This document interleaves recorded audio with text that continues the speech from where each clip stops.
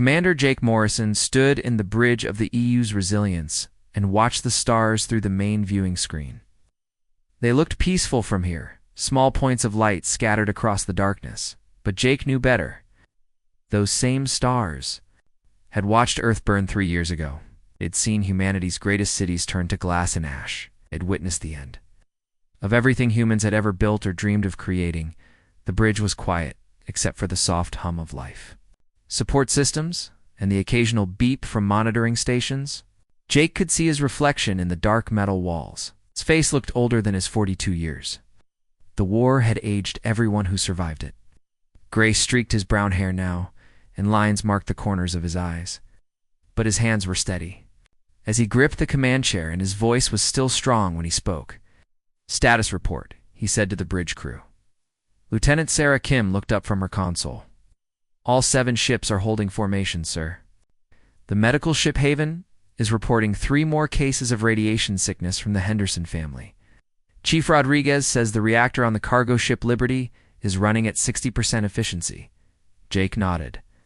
It was better news than he had expected 3 months ago. They had been running on hope and spare parts. Now they at least had spare parts, salvaged from the wreckage of a Zephyrian supply depot they had found drifting in space. The aliens had been careless, leaving their dead ships behind after some battle Jake would never understand. The Ember Fleet was all that remained of humanity. 7 ships carrying 40,000 people through the cold emptiness between stars. Once Earth had been home to 12 billion humans spread across hundreds of worlds. Now they all fit in a handful of vessels, barely keeping ahead of their pursuers. Jake walked to the communications station where Ren Davis was monitoring long-range sensors. Ryan was young, maybe 25, with quick fingers and sharp eyes. He had been a college student when the war started. He was one of their best early warning specialists. "Anything on the deep scans?" Jake asked. Ryan shook his head. "Nothing for the past 6 hours, sir. But that doesn't mean they're not out." There. Jake knew Ryan was right. The Zephyrians were patient hunters. They could track human ships across impossible distances, following the unique energy signatures of human technology. Sometimes they would hang back for weeks, just close enough to keep their prey from stopping to rest or repair. Then they would strike when the humans were weakest. The door to the bridge opened, and Chief Engineer Lisa Rodriguez walked in. Lisa was shorter than Jake, with black hair tied back in a practical ponytail and oil stains on her work uniform. She had kept their fleet running for 3 years, through miracles of engineering and stubborn determination. "Jake, we need to talk," she said quietly. Jake followed her to a corner of the bridge where they could speak without the crew overhearing. Lisa's expression was serious, which usually meant bad news. "The jump drives are wearing out faster than I can fix them," she said. "We've made 47 emergency jumps in the past year. The core systems weren't designed for that kind of stress. I'm patching holes with metal that doesn't belong there and running coolant through pipes held together with prayer." "How long do we have?" Jake asked. "Maybe 6 more jumps before we start losing ships. The Liberty is worst off. Her drive might fail completely on the next attempt." Jake felt a cold weight settle in his stomach. The Liberty carried 8,000 people, mostly families with children. It also held most of their remaining food supplies and manufacturing equipment. Losing that ship would doom the entire fleet. "Can we transfer people to the other ships?" Shook her head. "We're already overcrowded everywhere else. The Haven is treating patients in storage compartments. The research ship Discovery has people sleeping in laboratories. There's nowhere left to put 8,000 more." Before Jake could respond, an alarm chimed across the bridge. Ryan Davis looked up from his console with wide eyes. "Commander, I'm picking up multiple contacts on long-range sensors. They're still far out, but the energy signatures match Zephyrian warships." Jake moved quickly to the tactical station. The display showed 7 red dots moving toward their position from the direction they had come. The enemy ships were still 3 days away at current speed, but they were definitely pursuing the human fleet. "How many?" Jake asked. "I count 12 heavy cruisers and at least 20 smaller escorts," Ryan reported. "Sir, that's 3 times the number that destroyed the colony at New Geneva." A silence fell over the bridge. Everyone remembered New Geneva. It had been humanity's last major stronghold, defended by a fleet of 30 warships and protected by orbital defense platforms. The Zephyrians had swept through the system in less than 6 hours, leaving nothing behind but wreckage and radiation. Jake stared at the tactical display and considered their options. They could try to fight, but 7 civilian ships against 32 Zephyrian warships was not a battle they could win. They could try to run, but their jump drives were failing and the enemy ships were faster. Or they could surrender, but the Zephyrians did not take prisoners. They viewed all carbon-based life as a disease to be eliminated. There is one option, Dr. Nathan Cole said. From behind them, Jake turned to see the fleet's head scientist approaching. Nathan was a tall man with gray hair and intelligent eyes behind wire-rimmed glasses. He had studied alien technology for most of his career, trying to understand how the various species of the galaxy built their incredible machines. The Galactic Core region, Nathan continued. I've been studying the star charts we recovered from that Zephyrian depot. There are references to something called the Sanctuary, located in the dense star fields near the galaxy's center. A death trap, Lisa said immediately. The radiation levels alone would kill us, not to mention the gravitational anomalies. Maybe, Nathan agreed. But the Zephyrian records suggest that no fleet has ever returned from that region. It's not ours, not theirs, not any of the other species they've encountered. It might be dangerous, but it's also the one place they might not follow us. Jake looked at the tactical display again. The red dots representing enemy ships seemed to be moving faster now, though he knew that was just his imagination. In 3 days, those ships would arrive, and the Ember Fleet would cease to exist.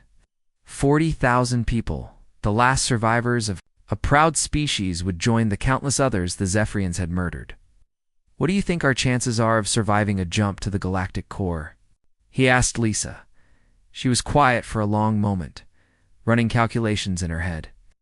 With our jump drives in their current condition, maybe 50-50 for the stronger ships. The Liberty might not make it at all. And our chances, if we stay here and fight, 0? Jake walked back to his command chair and sat down. The weight of 40,000 lives pressed down on him like a physical burden. Every choice he made would determine whether humanity survived another day, or finally joined the extinct species of the galaxy. He thought about Earth, about the cities where he had grown up, and the forests where he had hiked as a child.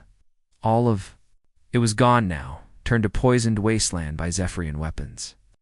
But the people in these ships carried Earth's true legacy. They remembered what it meant to be human. They still told stories and sang songs and fell in love and had children who looked up at the stars with wonder. Set course for the galactic core, Jake said finally. Signal all ships to prepare for emergency jump. We're going to find this sanctuary. The bridge crew moved quickly to carry out his orders. Jake could see the fear in their faces, but also something else. Hope, perhaps, or simply relief that they were still moving forward instead of waiting to die. As the Ember Fleet prepared for its most dangerous journey yet, while Jake Morrison stood at the viewing screen and watched the stars, somewhere out there. Beyond the radiation storms and gravitational whirlpools of the galactic center lay either salvation or destruction. But at least they would face it on their own terms, carrying the light of human consciousness into the unknown darkness. The jump into the galactic core was unlike anything Jake Morrison had ever experienced. The resilience shook so violently that he thought the ship might tear apart. Sparks flew from control panels, and the lights flickered on and off.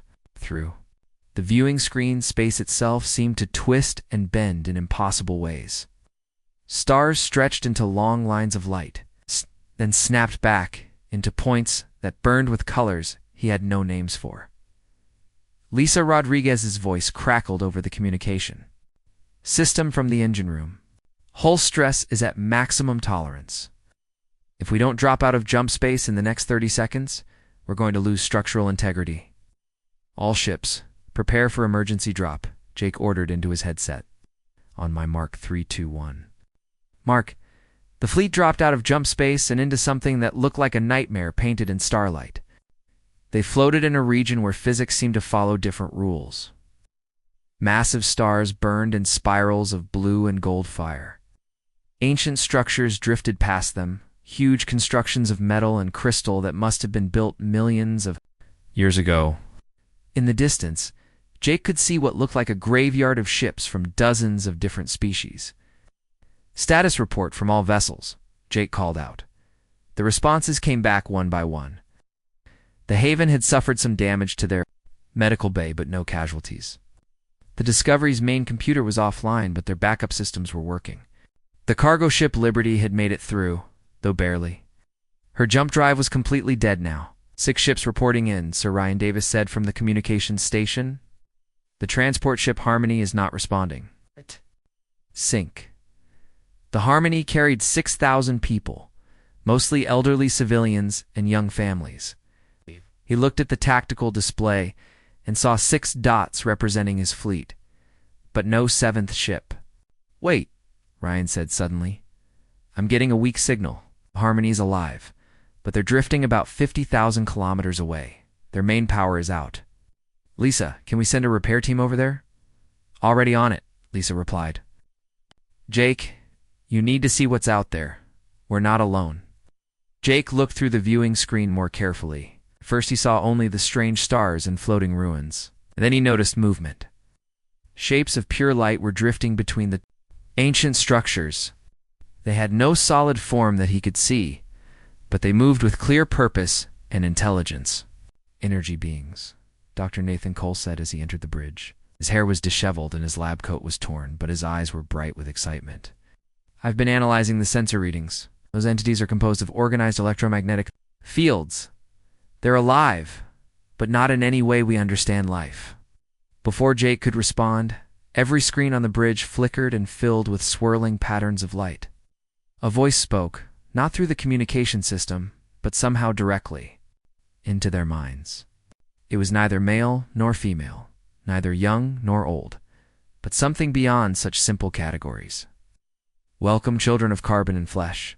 We are the keepers of this place. You have entered the sanctuary, the final refuge of the dying and the desperate." Jake stepped forward. "I'm Commander Morrison of the human fleet. We're seeking shelter from our enemies. We know of the crystal hunters who pursue you. They have driven many species to our door over the long years. Some we have helped. Others we have watched fade into memory. The question is not whether you need our aid, but whether you deserve it." The patterns on the screen shifted and changed. Images appeared showing the sanctuary as it truly was. The region stretched across thousands of light years, filled with the ruins of civilizations that had come here seeking the same refuge humanity now needed. Most of the ruins were empty now, their builders long dead despite reaching safety. "Every species that enters the sanctuary faces the same choice," the keeper continued.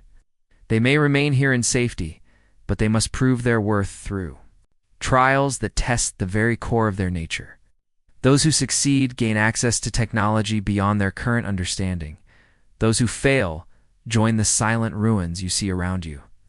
Dr. Nathan Cole stepped beside Jake. "What kind of trials?" 3. Tests that reveal the truth of what you are. The trial of sacrifice, where you must choose between survival and principle. The trial of unity, where you must find common ground with those you consider enemies. And the trial of hope, where you must build something beautiful from the ashes of destruction. Jake felt a chill run down his spine. "And if we refuse, then you may leave as you came, though the crystal hunters wait beyond our borders. The choice is yours, children of Earth, but choose quickly. Others seek entrance to our domain." The screens went dark, leaving the bridge in an eerie silence.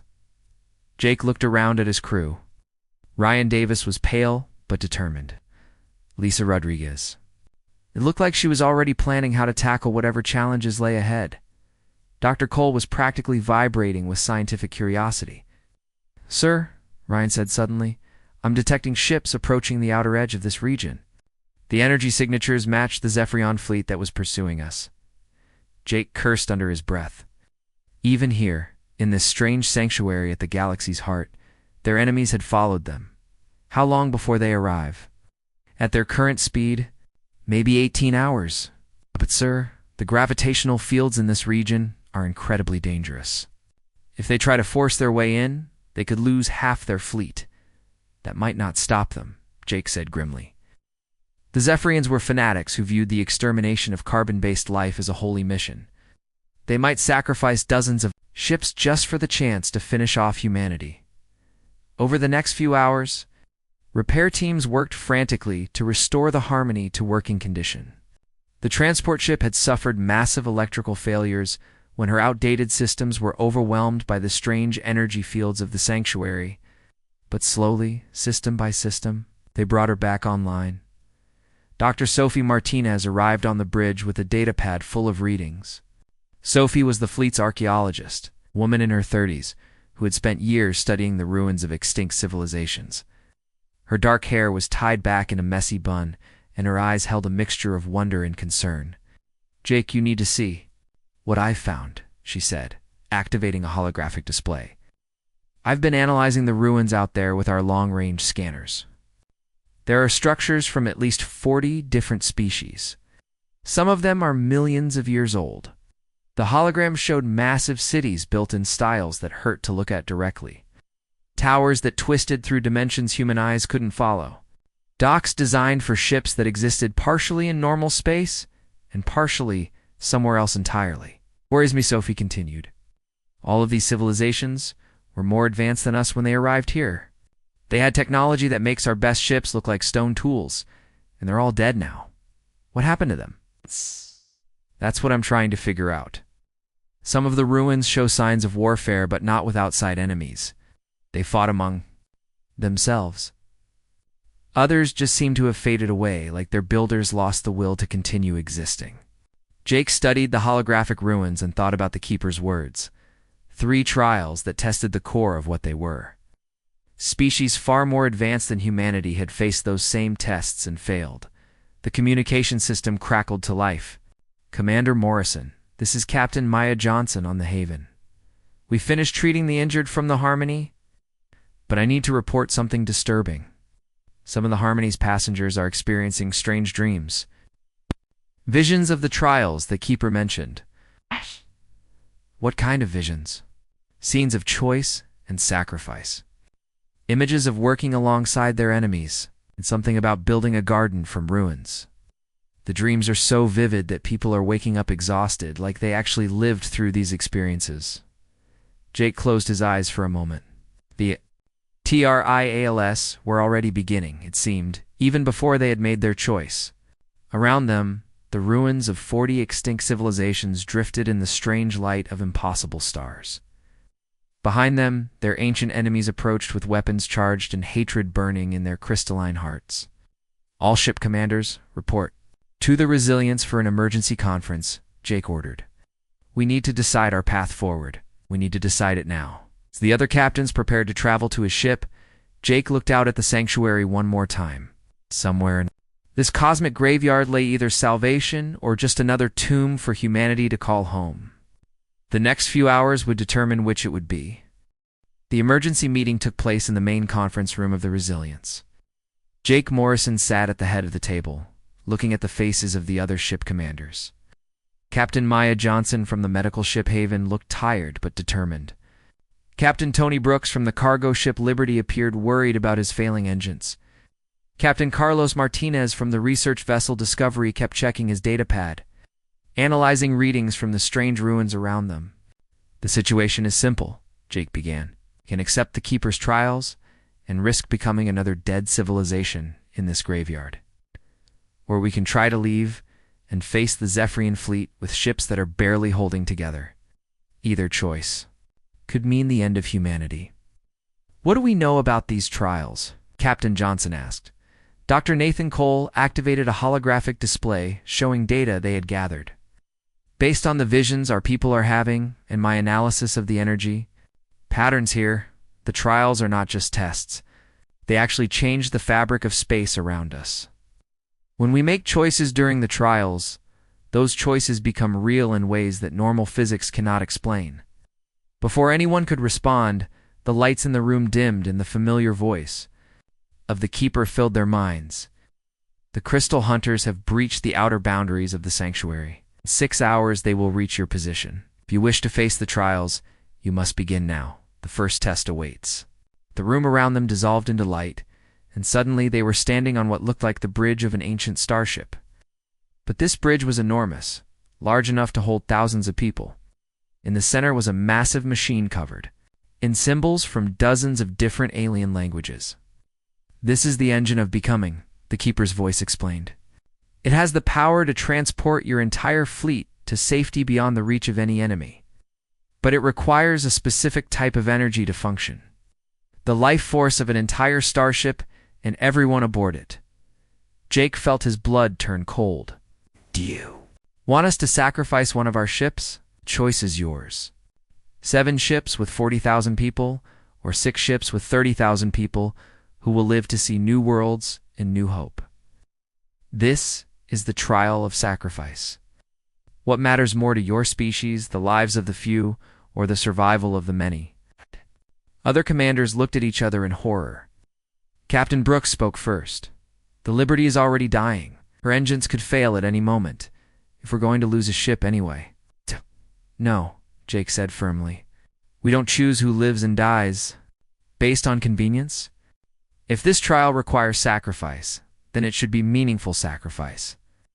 He walked to the center of the strange bridge and placed his hand on the alien machine. "The resilience will power the engine. She's our strongest ship with our best weapons. If anyone should make this sacrifice, it should be our flagship." "Jake, you can't," Lisa Rodriguez said, appearing beside him. "The fleet needs you." "The fleet needs to survive," Jake replied. "And sometimes survival requires people to do things that terrified them." The other commanders tried to argue, but Jake had made his decision. Within an hour, volunteers from across the fleet were transferring to the Resilience. They came not because they wanted to die, but because they understood what their sacrifice would mean.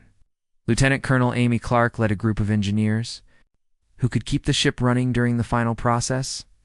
Communications specialist Ryan Davis stayed to transmit messages of hope to the other ships as the engine powered up. As the Resilience moved toward the engine of becoming, the crew did something unexpected. Instead of spending their final moments in fear or sorrow, they began to sing old songs from Earth, lullabies their parents had taught them, even silly songs they had learned as children.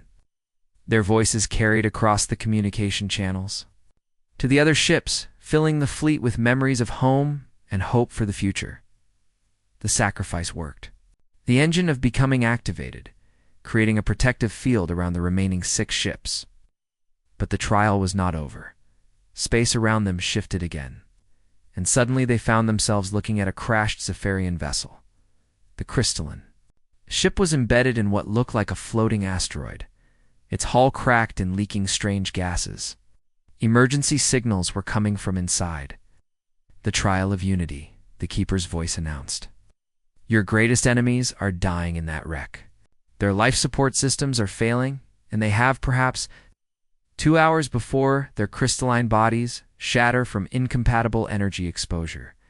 You could leave them to die, or you could risk your own lives to save those who have spent decades trying to destroy you." Jake looked at the wreckage through the viewing screen of the Haven, which had become the new flagship. Part of him wanted to let the Zephyrians die. They'd destroyed Earth. They had murdered billions of innocent people. They deserved whatever fate awaited them in that broken ship. But another part of him remembered what his father had taught him long ago. The measure of a person isn't how they treat their friends, but how they treat their enemies when those enemies are helpless. "Dr. Cole, what would we need to mount a rescue operation?" Jake asked.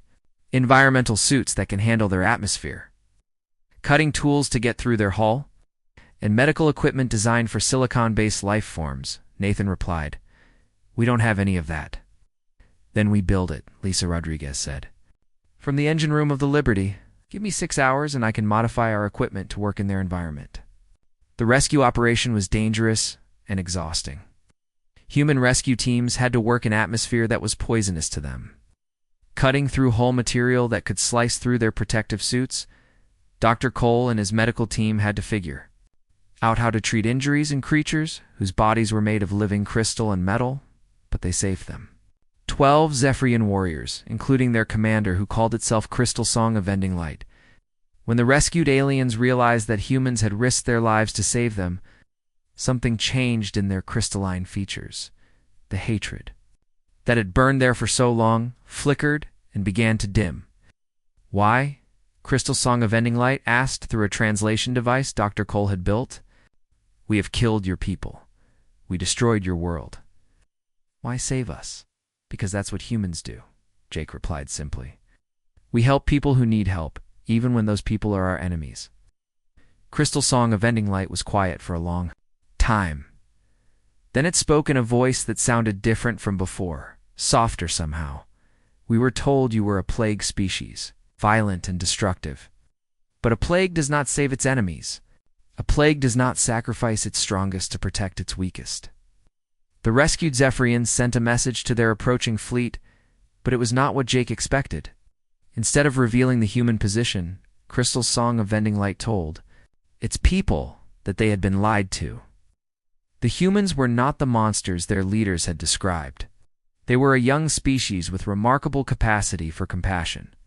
The message split the Zephyrian fleet. Some ships turned back, their crews, no longer willing to participate in genocide. Others pressed forward, led by commanders who refused to believe that their holy war could be wrong. The final trial began as the remaining Zephyrian ships entered the sanctuary.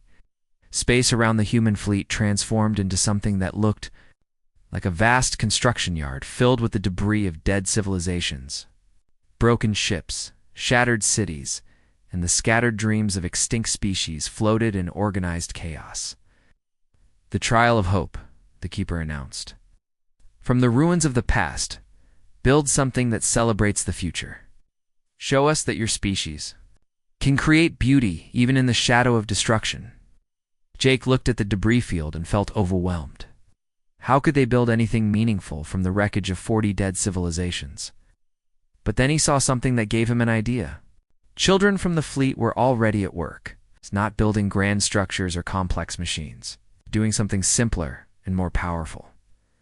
Teacher Mary Kim had organized classes where human and Zephyrian children worked together, learning each other's languages and sharing stories. Artist Carlos Martinez was painting murals on the sides of their ships, images that showed both species working together among the stars. Counselor Janet White was helping traumatized survivors from both races find meaning in their experiences. They were not building with metal and energy. They were building with hope itself, creating connections between former enemies and planting seeds of a future where carbon and silicon-based life could exist together in peace. As Jake watched a human child teach a young Zephyrian how to draw flowers from distant Earth, he realized they had found something more valuable than any ancient technology. They had discovered that the greatest power in the universe was not the ability to destroy, but the courage to create something beautiful. From the ashes of what had been lost, the completion of the 3 trials brought changes that Jake Morrison could feel in his bones. The space around their fleet shimmered with new energy, and the ruins of dead civilizations began to glow with soft light. The keeper's voice filled their minds once more, but this time it carried a weight of ancient sadness. You have passed the trials as only one other species has done in the long history of this galaxy. The machines of creation are now open to you. But before you claim your reward, you must understand the price of what you seek. The debris field around them transformed into a vast chamber filled with impossible machinery. At its center stood the Forge of Becoming, a device that seemed to exist in several dimensions at once. It pulsed with energy that made reality bend and twist around its edges. Dr. Nathan Cole stood before the machine with wonder in his eyes. The quantum signatures are off the charts. This device could reshape matter at the subatomic level, could rebuild entire stars, create planets from empty space, even transform living beings into something beyond current biological limits. That transformation is exactly what concerns me, said Dr. Sophie Martinez, who had been studying the records left by previous visitors. I've been analyzing the data cores we've found in the ruins. Every species that reached this point faced the same choice. They could use the Forge to evolve beyond their current form, becoming beings of pure energy like the Keepers themselves. Jake, felt a chill of understanding. And what happened to those who chose to evolve? They became incredibly powerful, but they lost something essential in the process. Look at the keepers. They're ancient and wise, but they seem to have forgotten what it means to feel joy or sorrow or love. They exist, but they don't really live. The debate that followed nearly tore the fleet apart. The main conference room of the Haven, voices were raised in anger and desperation. Captain Maya Johnson argued passionately for accepting the transformation. We could become immortal. We could travel between galaxies in the blink of an eye. Our children would never know hunger or disease, or death. But would they still be our children? Captain Tony Brooks asked quietly. If we become something completely different, do we really survive, or do we just replace ourselves with copies that happen to remember being human? Crystal Song of Ending Light spoke from the corner where the Zephyrian commander sat with its few followers. My people faced a similar choice long ago. We chose to enhance our crystalline forms with technology rather than evolution. We became stronger and more efficient, but we lost the ability to create new ideas or feel wonder at the universe. That is why we became destroyers instead of builders. Jake listened to the arguments and felt the weight of decision pressing down on him. Through the viewing port, he could see the approaching ships of the Zephyrian extremist faction, led by War Scream of Crystal Death. They had lost nearly half their fleet fighting through the dangerous gravitational fields of the sanctuary. But they pressed forward with fanatic determination. We have maybe 12 hours before they reach us, reported Ryan Davis from the communications station. Their commander is broadcasting threats on all frequencies. They're promising to tear apart this entire region of space to complete their holy mission. Young engineer Tony Brooks, who had been quiet during most of the debate, suddenly stood up. At barely 20 years old, he was one of the youngest people in the fleet. Someone who had spent his entire adult life running from their enemies. But his eyes held an idea that made Jake lean forward with interest. What if we're thinking about this wrong? Tony said. The Forge can reshape matter and energy, right? What if instead of changing ourselves, we use it to change our technology? We could create tools that enhance what we are instead of replacing what we are. Dr. Cole's eyes lit up with understanding. Symbiotic technology instead of transformative. Evolution. We remain human, but we gain capabilities that let us protect ourselves and build the kind of future we actually want. Lisa Rodriguez nodded enthusiastically. I could design ships that repair themselves, medical equipment that can cure any disease, manufacturing systems that can build anything we need from base elements, all without changing a single cell in our bodies. The idea sparked hope throughout the fleet. But their time for planning was running out. Ow. The extremist Zephyrian fleet had entered the outer regions of the sanctuary, and their weapons were carving through space itself. The ancient energy fields that protected the region began to destabilize under the assault. Warning, the Keeper's voice announced. I think the aggressive actions of the Crystal Hunters are disrupting the quantum foundations of this space. Continues, the sanctuary will collapse, trapping all within, until the cosmic storms consume everything. Jake made a decision that surprised everyone, including himself. We're going to split into two groups. Half our people will work with Tony and Lisa to modify our technology using the Forge. The other half will help me stop this battle before it destroys everything. Jake, you can't fight a Zephyrian battle fleet with 2 cargo ships and a medical vessel. Captain Johnson protested. We're not going to fight them, Jake replied. We're going to do something they won't expect. We're going to try to save them. The plan that followed was completely insane and might have been impossible if attempted anywhere, except the reality-bending environment of the sanctuary. Using principles learned from the Forge, human and Zephyrian engineers worked together to create hybrid technology that combined human adaptability with Zephyrian precision. The results were ships that could phase between dimensions, weapons that could disable instead of destroy, and communication systems that could bypass language barriers to speak directly to the mind. It was technology beyond anything either species had possessed individually. It's created through cooperation instead of conquest. The final confrontation took place among the ruins of a civilization that had died 1 billion years ago. War scream of crystal death led 15 remaining Zephyrian ships against the combined human-Zephyrian force. The battle was unlike anything the galaxy had ever seen, with vessels appearing and disappearing through folded space and energy weapons that could reshape the battlefield itself. But it was not firepower that won the day. As the battle raged, the human ships broadcast something the extremist Zephyrians had never heard before. The voices of their own people, the ones Crystal Song of Ending Light had convinced to abandon their holy war. These Zephyrians spoke of the humans they had met, of the kindness shown to former enemies, of children playing together despite coming from different worlds.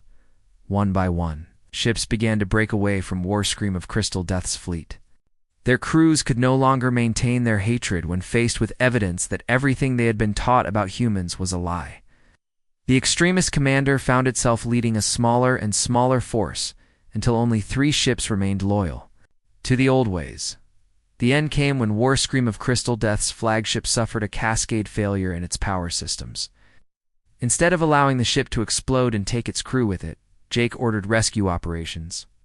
Human and reformed Zephyrian ships worked together to evacuate the extremist crew, saving the lives of beings who had spent decades trying to destroy them. War Dash, Scream, Dash, of Dash, Crystal Dash Death was the last to be rescued, as human medics treated its injuries. The extremist commander looked up at Jake with confusion in its crystalline features. "Why?" it asked. "Why save us, when you could let us die and end the threat we represent?" Jake knelt beside the injured alien and spoke in a voice filled with quiet certainty. "Because that's not who we are. We don't win by becoming like our enemies. We win by showing them there's a better way." The words seemed to crack something inside War Scream of Crystal Death. The fanatic hatred that had driven it for so long began to crumble, replaced by something it had never felt before: doubt. And with doubt came the possibility of change. As the last of the extremist ships was disabled and their crews rescued, the sanctuary began to stabilize. The ancient energy fields repaired themselves, and the ruins of dead civilizations stopped their ominous glowing. But the real victory was not in the battle they had won, but in the choice they had made to fight it without losing their humanity in the process. The silence that followed the battle was unlike anything Jake Morrison had ever experienced. It was not the empty quiet of space, but something deeper. It was the silence of a universe holding its breath, waiting to see what would happen next. In the medical bay of the Haven, human and Zephyrian doctors worked side by side, treating the wounded from both fleets.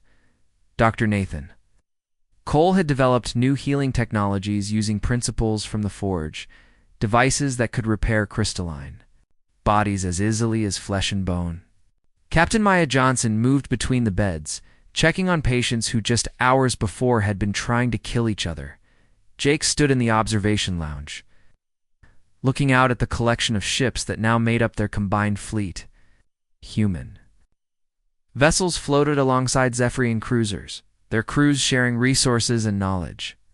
Children from both species played together in the recreation areas, teaching each other games and songs from their different worlds. "It's hard to believe, isn't it?" said a voice behind him. Jake turned to see Crystal's Song of Ending Light approaching. The Zephyrian commander's crystalline features had changed over the past few days, becoming somehow warmer and more expressive. "What's hard to believe?" Jake asked. "That something so simple could end a war that lasted 30 years. We spent decades building bigger weapons and stronger ships, thinking that victory came from being more powerful than our enemies. But you showed us that real strength comes from choosing not to use power when you have it." Jake nodded, but his expression remained serious. "The war isn't over yet. Your people still control most of the galaxy. There are billions of Zephyrians who still believe humans should be destroyed." "Perhaps," Crystal Song of Ending Light replied, "but ideas spread faster than fleets. Every ship that returns to our space will carry the story of what happened here. They will tell of humans who saved their enemies, and Zephyrians who chose cooperation over conquest. Some will refuse to believe, but others will listen. And doubt, once planted, grows into questions that even the most rigid beliefs cannot answer. Conversation was interrupted by an announcement over the ship's communication system. All senior officers report to the main conference room. Keepers have requested a final meeting. The conference room had been expanded using technology derived from the Forge, creating a space large enough to hold representatives from every ship in the combined fleet. Humans sat next to Zephyrians, former enemies now working together to plan their shared future. The Keeper's voice filled the room, but this time it carried warmth that had been absent before. You have accomplished something we believed impossible. In the long history of this galaxy, only one other species reached this point and made the choice you have made. What happened to them? Asked Dr. Sophie Martinez. They departed to seed new galaxies with life and hope. But that was millions of years ago, and we have heard nothing from them since. We are the first in eons to prove that wisdom can triumph over power. The holographic display in the center of the room activated, showing star charts of unprecedented detail and accuracy. Entire regions of space were mapped with precision that made their best navigation systems look like crude sketches. This is our gift to you, the Keeper continued. Complete knowledge of safe routes through space. The locations of worlds suitable for your peoples, and most importantly, coordinates of regions far from the current borders of the Crystal Hunter Empire. You may build new civilizations in peace, at least for a time. Jake studied the star charts and felt hope stirring in his chest for the first time in years. There were hundreds of suitable worlds, some that could support human life and others perfect for Zephyrian colonies. They could spread across the galaxy, growing strong in isolation before making contact with the wider universe again. Ow. There is one final choice before you, the Keeper said. The Forge of Becoming remains active. You could use it to reshape yourselves. To become beings of energy like us, eternal and powerful beyond measure. This offer will not come again. The room fell silent as everyone considered the magnitude of what was being offered. Immortality, godlike power, the ability to travel between stars as easily as walking between rooms, was everything any species could dream of achieving. Jake looked around the room at the faces of his people. He saw Lisa Rodriguez, covered in grease stains from working on their ships but smiling as she planned new worlds to build. He saw teacher Mary Kim sketching out schools where human and Zephyrian children could learn together. He saw young Tony Brooks designing better homes for families who had been living in cramped ship quarters for years. We appreciate the offer, Jake said finally, but we'll remain as we are. We've learned that being human isn't something to escape. From it's something to celebrate. Keeper was quiet for a long moment. When it spoke again, Jake could have sworn he heard something like approval in its voice. Your species continues to surprise us. Very well, its forge will be sealed until another species proves themselves worthy of the choice. Ah, yes. The preparations for departure took 3 weeks. The combined fleet was reorganized into exploration groups, each destined for different regions of space. Some would establish agricultural colonies to feed the growing population. Others would focus on research and development, building the technology needed for their expanding civilization. A few would remain as mobile fleets, ready to help any group that encountered problems. Warscream of Crystal Death had chosen to join one of the exploration groups, working alongside humans to survey potential colony worlds. The former extremist rarely spoke, but Jake had seen it helping repair human ships with the same dedication it had once shown for destroying them. Redemption, Jake realized, was possible for anyone willing to change.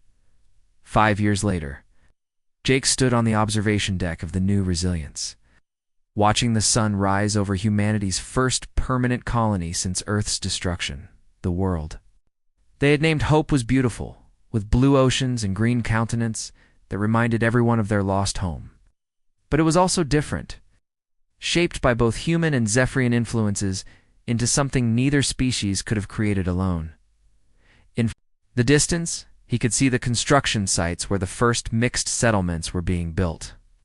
Human architects worked with Zephyrian engineers to create cities that could house both carbon and silicon-based life. Children who had never known war played in parks where earth flowers grew alongside crystalline sculptures that sang in the wind. Captain Lisa Rodriguez, now commander of the colony's defense fleet, joined him at the viewing window. The morning reports just came in. The agricultural settlements are exceeding production targets. The mining operations have found rich deposits of rare elements. The research station has successfully tested their new communication array. We can now maintain contact with colony. Groups up to 5,000 light-years away. Any word from the exploration fleets? 3 new worlds have been approved for colonization. Captain Martinez found a system with 7 habitable planets, and Captain Johnson discovered ruins of an ancient civilization that might hold clues to building even better technology. Jake smiled as he watched the sunrise paint the sky in shades of gold and pink.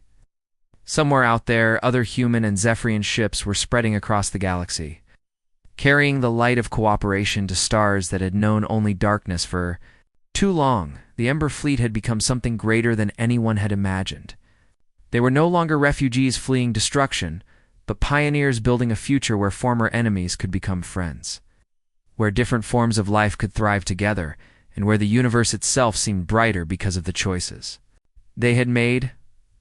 "Do you think we'll ever see Earth again?" Lisa asked. Jake considered the question as he watched children playing in the morning light. "Maybe someday. But I think we've already found something better. We've found home."